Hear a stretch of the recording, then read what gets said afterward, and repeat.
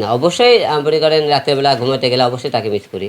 করেন একটু সকালবেলা একটা পোস্ট দেখলাম, যে পোস্টে লিখছে যে হয়ে গেল ম্যাক্স অবিককে অনলাইন থেকে বিদায়ী করে দেওয়া হল, বরখাস্ত করা দূর করে দেয়। এখন তাদের চলাফেরা দেখে জনগণ তাইকে বয়কট করে, দেখেন মানুষ পোস্ট দিতেছে, এটা আমার আইডি থেকে পোস্ট না। তাদেরকে রিয়ামণি ওকিদুল করেন করে মিডিয়া থেকে তার মিলিয়ন পেজ, তার ইউটিউব চ্যানেল রিয়ামণিকুল করেন বিদায়ী করে দেয়। তার জন্য কি হিরো আলম দেয়? হিরো আলম তাকে মারছে নাকি কপিরাইট তার চ্যানেল থেকে, তার জিমেল থেকে, তখন আপনারা আমার কাছে ধরবেন। জনগণ এলো পেটারে মারলে এর জন্য আমি কী করবো? আচ্ছা, অবশ্যই 3 বছর যেতে সংসার করে, অবশ্যই ভালোবাসা মুহূর্ত ছিল।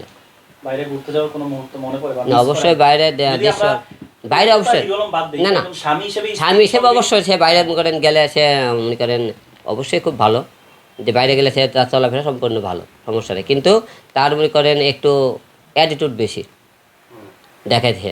সে রিয়ামণি হয়ে গেছে এখন, সে 3টে পেজ আছে, সেকে মনে করেন সবাই এখন মনে করেন কাজের জন্য ডাকে।